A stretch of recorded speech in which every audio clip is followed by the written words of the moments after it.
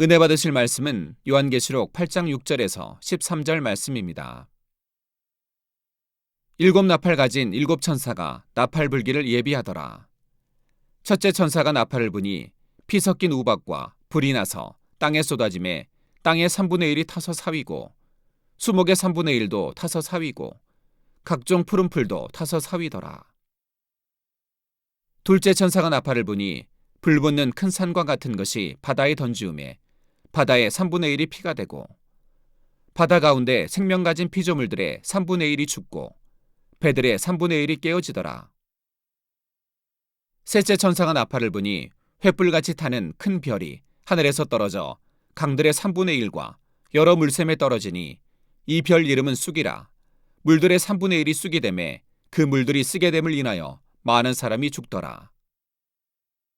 넷째 천사가 나팔을 부니 해 3분의 1과 달 3분의 1과 별들의 3분의 1이 침을 받아 그 3분의 1이 어두워지니 낮 3분의 1은 비침이 없고 밤도 그러하더라.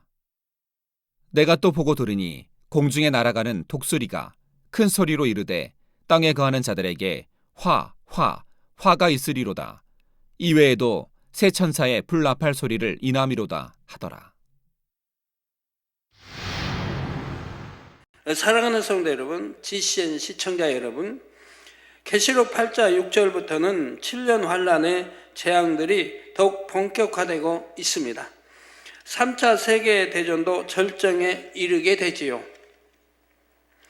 가공할 위력의 핵폭탄이 곳곳에서 터지고 생화학 무기까지 동원이 됩니다. 이로 인해 땅과 바다의 3분의 1이 파괴되고 사람을 비롯한 무수한 생명체가 죽게 되지요. 사도 요한은 2000여 년 전에 이미 환상으로 이러한 참상을 보았습니다. 피 섞인 우박과 불이 하늘로부터 땅으로 쏟아지고 불 붙는 큰 산과 같은 것이 바다에 던지옵니다. 횃불같이 타는 큰 별이 하늘에서 떨어지고 해와 달과 별의 3분의 1이 가리워지지요. 당시에 사도 요한은 현대식 무기들에 대해 전혀 보지도 듣지도 못했습니다. 그러니 사도 요한은 자신이 본 것을 나름대로 이렇게밖에 표현하지 못했던 것입니다. 핵폭탄이 터지면서 솟아오르는 엄청난 불기둥, 하늘로부터 쏟아지는 미사일과 로켓탄 등 각종 포탄, 바다와 강과 여러 물샘에 떨어지는 각종 핵폭탄과 생화학 무기들, 이러한 참상 속에서 삶의 소망이나 미래에 대한 어떠한 희망도 더 이상 찾아볼 수가 없지요. 그야말로 죽음의 땅과 바다가 되는 것입니다. 핵폭탄이나 생화학 무기를 사용하면 서로가 어떻게 되는지를 잘 알면서도 끝내 그것을 선택하게 된다는 사실입니다. 그렇다면 왜 이러한 상황에까지 이르게 되는 것일까요? 오늘은 본문의 배경이 되는 세계 정세에 대해 다니엘서 2장 31절 이하에 나오는 내용과 더불어 간단히 살펴보도록 하겠습니다. 물론 지금부터 말씀드릴 내용은 저와 여러분이 이미 들림받은 이후의 일들입니다. 하지만 성경에 기록된 하나님의 말씀이 얼마나 정확하게 성취되는지를 깨달아 여러분에게 큰 믿음이 되시기를 바랍니다. 성도 여러분, 세계 정세의 흐름에 대해서는 그동안 여러 차례에 걸쳐 말씀드렸습니다. 유럽연합이 어떤 과정을 거치면서 하나로 통합되어 갈지에 대해 이미 개척 때부터 말씀을 드려왔지요. 그러면 7년 환란 때에는 세계 정세의 판도가 어떻게 될까요? 역시 가장 두드러지는 세력은 유럽연합입니다. 유럽연합이 지금 현재로서는 아직까지 세계 정세를 주도해 갈 만한 힘은 없지요. 하지만 7년 환란에 들어서게 되면서부터 유럽연합의 힘은 점점 더 커집니다. 그래서 결국 강력한 힘으로 세계를 주도하며 통제하게 되지요. 7년 환란 동안 그들에게 허락된 역할을 감당하게 되는 것입니다. 그러다가 7년 환란이 마무리될 시점에 이르면 그처럼 강력했던 유럽연합도 분열의 길로 접어들게 됩니다. 성경은 이러한 과정에 대해서도 이미 구약에 자세히 기록해 놓았지요. 바로 다니엘서 2장 31절에서 45절의 내용입니다. 이는 당시 세계를 제패하던 바벨론 왕국의 느부갓네살 왕이 꾼 꿈의 내용입니다. 하나님께서 다니엘에게 역사하시니 다니엘은 왕이 꾼 꿈의 내용까지라도 정확히 알 수가 있었습니다. 또한 그 꿈을 밝히 해석할 수도 있었지요. 다니엘은 왕에게 왕이 꾸었던 꿈의 내용을 마치 자신이 직접 꾼 꿈처럼 설명해 나가고 있습니다. 31절 35절에 왕이여 왕이 한 큰 신상을 보셨나이다. 그 신상이 왕의 앞에 섰는데 크고 광채가 특심하며 그 모양이 심히 두려우니 그 우상의 머리는 정금이요 가슴과 팔들은 은이요 배와 넓적다리는 노시요 그 종아리는 철이요 그 발은 얼마는 철이요 얼마는 진흙이었나이다. 또 왕이 보신즉 사람의 손으로 하지 아니하고 뜨인 돌이 신상의 철과 진흙의 발을 쳐서 부서뜨리매 때에 철과 진흙과 놋과 은과 금이 다 부서져 여름 타작마당의 것같이 되어 바람에 불려 간 곳이 없었고 우상을 친 돌은 태산을 이루어 온 세계 가득하였나이다 했지요. 이 꿈에서 느부갓네살 왕이 보았던 큰 신상은 바로 유럽 연합 EU를 의미합니다. 자, 지금부터 설명이 갑니다. 광채가 특심하며 그 모양이 심히 두렵다 했는데 이는 유럽 연합의 힘과 권세가 대단하다는 것을 의미하지요. 어느 나라도 그들을 건드릴 수 없고 어느 나라도 대적할 수 없을 만큼 엄청난 부와 힘과 권세를 가지게 됩니다. 특히 유럽연합은 세계 경제권을 장악하면서 막대한 부를 축적하여 힘을 키워나가지요. 이미 유럽연합은 화폐를 통합함으로써 실질적인 경제 통합을 이루었고 세계 최대의 경제 시장으로 발돋움했습니다. 군사적 통합과 함께 경제적 통합도 이루었고 이제 정치적인 통합만 이루면 명실공히 하나의 통합체가 되는 것입니다. 이것은 참으로 대단한 일이죠. 예를 들어 한 나라 안에서 정당과 정당이 통합하는 일도 결코 쉬운 것이 아님을 볼 수가 있습니다. 자치단체끼리도 서로의 유익을 위해 한치의 양보도 하지 않는 경우가 많고요. 자, 그런데 유럽연합은 나라 대 나라의 통합입니다.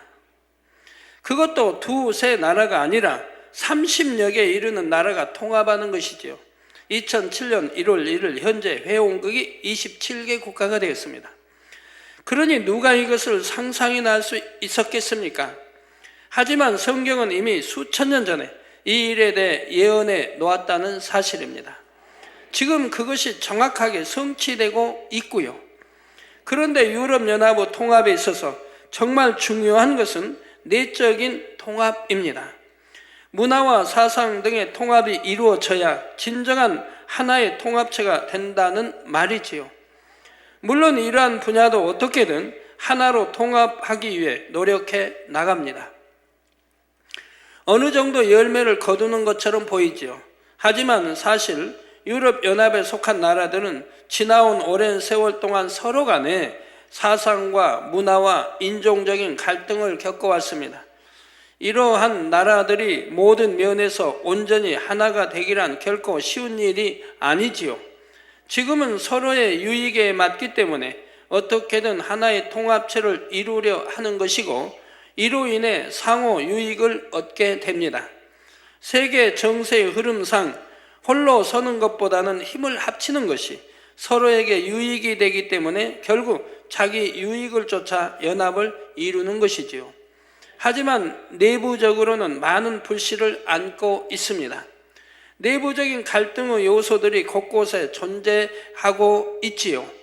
그 내용이 바로 그 우상의 머리는 정금이요 가슴과 팔들은 은이요 배와 넓적다리는 노시요 그 종아리는 철이요 그 발은 얼마는 철이요 얼마는 진흙이었나이다 하신 말씀에 담겨 있습니다. 하나의 몸에 붙은 여러 지체들이 각각 다른 재료로 되어 있는 것을 봅니다. 이는 유럽연합을 이루는 나라들 간에도 우열이 있음을 의미하지요. 머리가 정금으로 되어 있다는 것은 유럽연합 안에서도 그만큼 주도적인 역할을 하며 중심이 되는 나라들이 있음을 뜻합니다. 그 아래로 금보다는 못하지만 은과 같은 지위를 갖는 나라들이 있습니다. 또 그 아래로는 놋과 같은 지위를 갖는 나라들이 존재하는 것이지요. 많은 나라들이 동등한 자격으로 하나의 연합체를 이룬 것이지만 실제로는 이처럼 서열이 존재하는 것입니다. 그러니 여기서부터 갈등의식이 싹 트게 되지요. 종아리는 철로 되어 있다 했는데 종아리는 몸통을 받쳐주는 버팀목과 같습니다. 그나마 이러한 종아리가 철로 되어 있어서 유럽연합을 받쳐주게 되는데 이는 바로 종교적인 끈을 의미하지요. 유럽연합이 하나의 종교를 통해 구심점을 삼음으로 분열을 방지하고 통합된 힘을 모으려 한다는 말입니다. 그리고 이는 장차 적그리스도의 등장과 밀접한 연관을 가지게 됩니다. 그런데 이처럼 종교를 통해 든든한 버팀목을 삼으려고 한다 해도 그 안에는 여전히 반발 세력들이 있습니다. 바로 얼마는 철이요 얼마는 진흙이라 하신 것이 바로 이러한 상황을 의미하는 것이지요. 철과 진흙은 서로 단단히 뭉칠 수가 없습니다. 그런데 발이 이렇게 각각 다른 재료인 철과 진흙으로 되어 있는 것입니다. 결국 하나가 될 수 없고 언젠가는 분열될 수밖에 없다는 말입니다. 그리고 이렇게 발부터 분열이 되면 결국 몸통 전체도 땅에 부딪히면서 산산이 조각날 수밖에 없는 것이고요. 다니엘서 2장 34절 35절에 또 왕이 보신즉 사람의 손으로 하지 아니하고 뜨인 돌이 신상의 철과 진흙의 발을 쳐서 부서뜨리매 때에 철과 진흙과 놋과 은과 금이 다 부서져 여름 타작마당에 겨같이 되어 바람에 불려 간 곳이 없었고 우상을 친 돌은 태산을 이루어 온 세계에 가득하였나이다 하신 말씀이 유럽연합의 최후를 의미하는 것입니다. 뜨인 돌이 신상의 철과 진흙의 발을 쳐서 부서뜨린다 했는데 뜨인 돌이란 원래 있던 본체에서 떨어져 나간 돌입니다. 이러한 뜨인 돌이 신상의 발을 쳐서 부서뜨린다는 것은 유럽연합의 가장 취약한 분야가 불거져 나오므로 결국 붕괴되고 만다는 의미이지요. 유럽연합 안에서 스스로 소외당했다 생각하며 대접받지 못했다 생각하던 무리들로 인해 점차 분열의 조짐이 보이게 됩니다. 그런데 유럽연합은 이를 수습하려 하다가 역효과를 보게 되지요. 분열을 진압하려는 과정에서 많은 희생이 따르고 오히려 더 큰 반발을 불러일으킵니다. 철과 진흙, 놋, 은, 금이 다 부서진다 하신 대로 결국 유럽연합은 다 무너지게 되는 것입니다. 그들의 흔적은 간데 없게 되지요. 자, 그러면서 이 땅에 7년 환란이 마무리되고 천년 왕국이 도래합니다. 하나님의 나라가 온 세상에 가득해지는 것이지요. 이것이 바로 유럽연합의 결과입니다. 하지만 이것은 어디까지나 7년 환란이 끝나갈 때쯤의 일입니다. 7년 환란 동안에는 유럽연합이 무소불위의 힘과 권력을 가지고 세계 정세를 흔들게 되지요.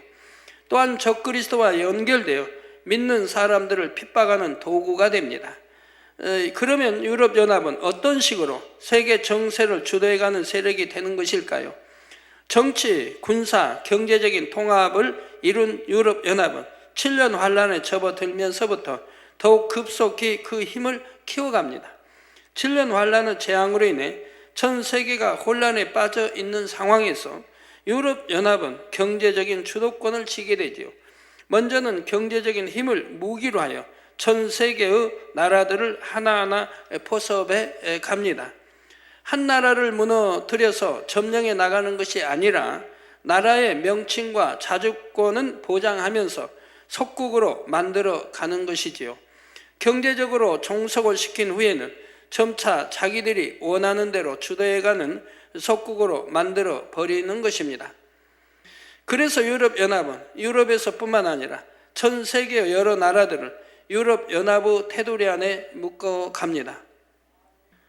하지만 이것도 결국에는 유럽연합이 붕괴되는데 원인을 제공하게 되지요. 어쩔 수 없이 유럽연합에 속했지만 시간이 지나면서 곳곳에서 불만이 터져나옵니다. 수많은 불이익과 착취를 당하는 것에 반발하는 것이지요.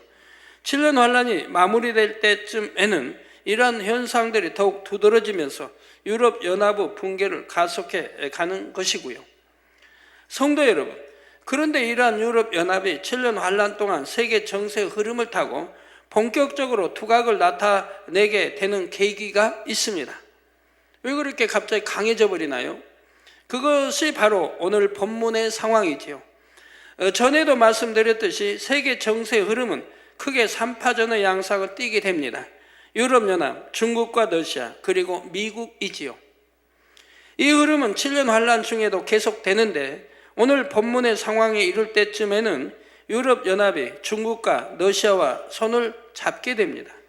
그러면서 석유에 대한 주도권을 잡기 위해 세계 열강들의 관심이 중동 지역으로 쏠리게 되지요.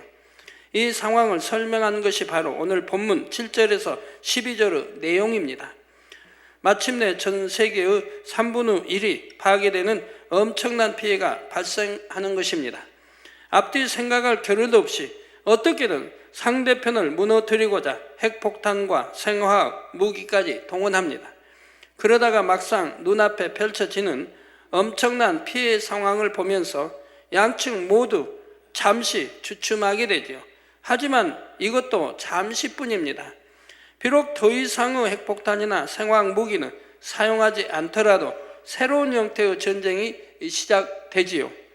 이것이 바로 계시록 9장 16절에 마병대의 수는 2만만이니 내가 그들의 수를 들었노라는 말씀과 연관이 있습니다. 유프라데스 강을 중심으로, 즉 지금의 중동 지역을 중심으로 하여 양측에서 엄청난 숫자의 연합군이 모여 또 다른 전쟁을 벌이게 되는 것이지요. 이때 모인 군대의 수를 2만만이라 표현하고 있는 것입니다. 여기에 대해서는 9장에서 다시 설명하겠습니다. 핵전쟁에 이어 또다시 벌어지는 엄청난 규모의 전쟁으로 인해 양측 모두 상상할 수 없는 피해를 보게 됩니다. 자, 이때 바로 유럽연합이 등장합니다. 그러면 이때 유럽연합은 자연스럽게 그 공백을 치고 올라오게 되지요. 물론 겉으로는 유럽연합이 마치 중국과 러시아 그리고 미국 사이를 중재하려는 것처럼 보입니다. 그러나 이것이 결과적으로는 유럽연합으로 하여금 주도권을 잡도록 하는 계기가 됩니다. 중국과 러시아 그리고 미국은 이미 너무나 많은 힘을 소모해 버렸지요. 이때 유럽연합이 중재 역할을 자처하면서 결국에는 주도권을 장악해 나가는 것입니다. 또한 미국과 손을 잡고 있던 이스라엘의 마음까지도 오히려 빼앗아가지요. 그러면서 일어나게 될 상황이 바로 마태복음 24장 15절에서 16절에 기록되어 있습니다.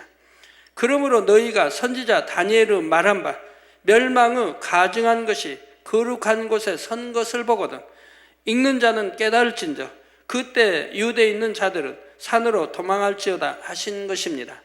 이스라엘을 회유하려는 유럽연합은 그럴듯한 제안을 하게 됩니다.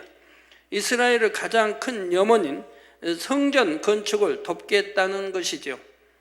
이에 속아 넘어간 이스라엘은 유럽연합과 손을 잡는 것입니다. 그런데 막상 성전이 건축되고 보니 그 성전 안에 가증한 우상이 선 것을 보게 되죠. 물론 앞으로 계속 설명이 되어지겠습니다. 그제서야 이스라엘은 자신들이 속은 것을 깨닫게 됩니다.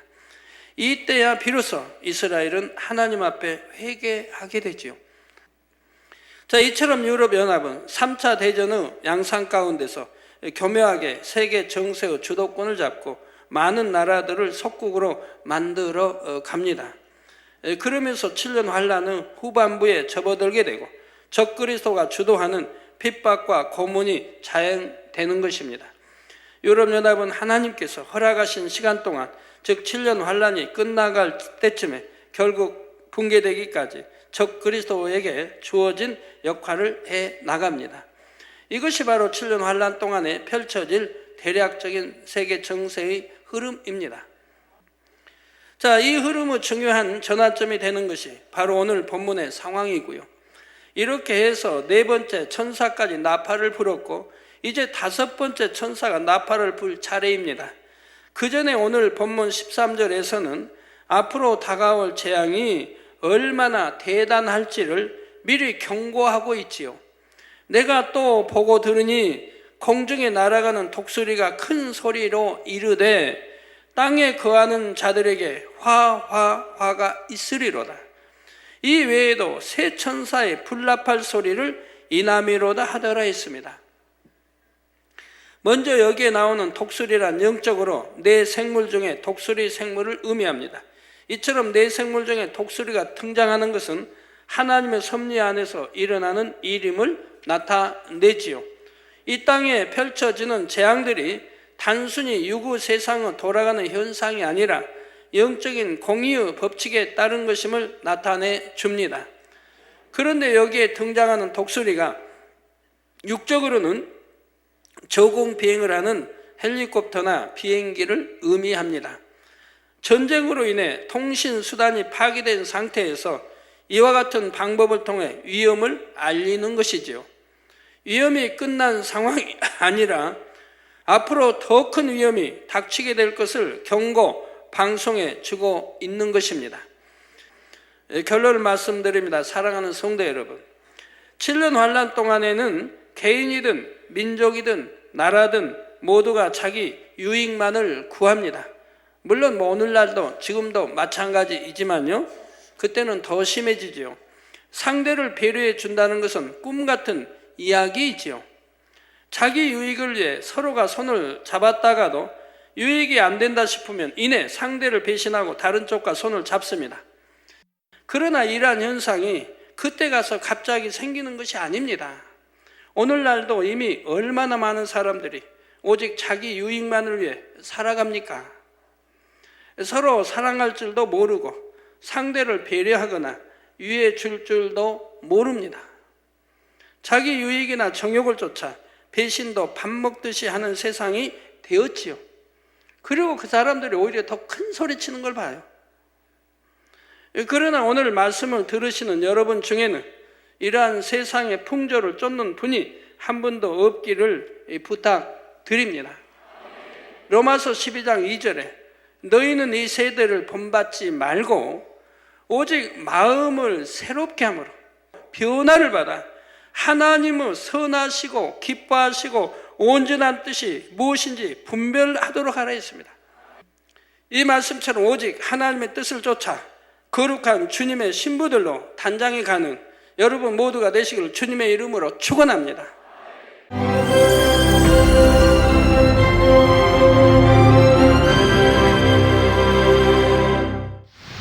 할렐루야. 전능하신 사랑의 아버지 하나님, 이 시간 기도받는 모든 성도님들 위해 안수하여 주옵소서. GCN 방송 시청자들이 인터넷과 화상을 통해 기도받는 지교회와 지성전 그리고 전세계 하나님의 자녀들 위에도 시공간을 초월하여 역사하여 주시기를 원합니다. 믿어지는 믿음을 주시고 부정적인 생각과 의심의 세력을 물리쳐 주옵시며 모든 시험 환난도 물리쳐 주옵소서. 머리부터 발끝까지 오장육부 뼈 마디마디 온몸의 신경 조직 세포 등 아픈 곳마다 성령의 불로 태우시고 근본의 빛으로 역사하여 주옵소서. 예수 그리스도의 이름으로 명하노니 원수마귀 사단 모든 질병 균 연약함아 물러가라. 빛이 임하라. 모든 불치 난치병도 성령의 불로 태워 깨끗하게 역사하여 주옵소서. 말라리아를 비롯한 모든 풍토병도 물리쳐 주옵소서. 감기, 기침, 열, 몸살, 독감 등 각종 유행성 질병도 다 물러가라. 어떠한 유행성 질병 균도 틈타지 않게 지켜 주옵소서. 위암, 폐암, 간암, 유방암, 자궁암, 대장암, 피부암 등 각종 암과 에이즈, 백혈병, 뇌졸중, 고혈압, 저혈압, 심장병, 폐병, 위장병, 당뇨, 부인병, 피부병, 갑상선 질환과 모든 염증도 깨끗게 하여 주옵소서. 소아마비, 중풍, 관절염, 디스크도 온전케 하여 주옵소서. 요통, 두통, 신경통을 비롯한 모든 통증은 사라질지어다.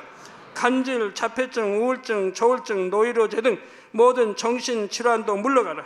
모든 마비된 것도 풀어지고 일어나 걷고 뛸지어다. 눈도 잘 보이게 하옵시고 귀도 잘 들리게 하여 주옵소서. 소경은 눈을 뜨고 기머거리는 들으며 벙어리는 말할지어다. 각종 사고, 후유증도 깨끗게 하시고 부러진 뼈도 붙여 주옵소서. 화상 입은 것도 온전케 하옵소서. 화기야 물러가라. 열도 물러가라. 아버지, 흉터도 나지 않게 역사해 주시기를 원합니다. 마약을 비롯하여 각종 약물과 독극물 중독도 깨끗함을 입을지어다. 죽은 신경과 세포가 살아나며 죽은 자도 살아나게 하여 주옵소서. 잉태의 축복도 주시기를 원합니다. 잉태 축복을 받으라. 예수 그리스도의 이름으로 명하노니 원수마귀 사단아, 하늘 공중 곳에 잡은 악의 영들아 물러가라. 그의 사자들도 물러갈지니라. 이 땅의 악한 영, 더러운 영, 거짓되고 간사한 영, 이간질하고 미혹하는 모든 어둠들은 물러가라. 모든 흉악의 결박을 풀고 어둠아 물러가라. 빛이여 임하라. 아버지 하나님, 부르짖어 기도할 수 있는 능력을 주시고 죄를 버리고 성결될 수 있는 능력을 주옵소서. 영혼이 잘됨같이 범사에 잘되게 하시고 가정의 복음화도 이루어 주시기를 원합니다. 한 주간도 모든 사고와 재앙으로부터 지켜주시고 불통이 없는 형통한 삶을 살 수 있도록 축복해 주옵소서. 성령의 불담으로 천군 천사와 주님의 불꽃 같은 눈동자로 모든 하나님의 자녀들과 가정, 일터, 사업터를 지켜주시기를 원합니다. 학생들에게 지와 명철을 더하시고 공부도 할 수 있는 뜨거운 마음과 열정도 더하여 주옵소서. 마음과 생각을 세상에 빼앗기지 않도록 지키시고 하나님을 뜨겁게 사랑하는 학생들로 축복하여 주옵소서. 하나님의 자녀들이 먹으나 마시나 입으나 무엇을 하든지 하나님 앞에 영광 돌리는 삶이 되게 축복하여 주시기를 원합니다. 나는 하나님을 만났노라, 체험했노라, 응답 받았노라, 축복 받았노라, 간증하는 입술이 되게 역사하여 주옵소서. 아버지 하나님 감사합니다. 홀로 영광 받으옵소서. 우리 주 예수 그리스도의 이름으로 기도하옵나이다. 아멘.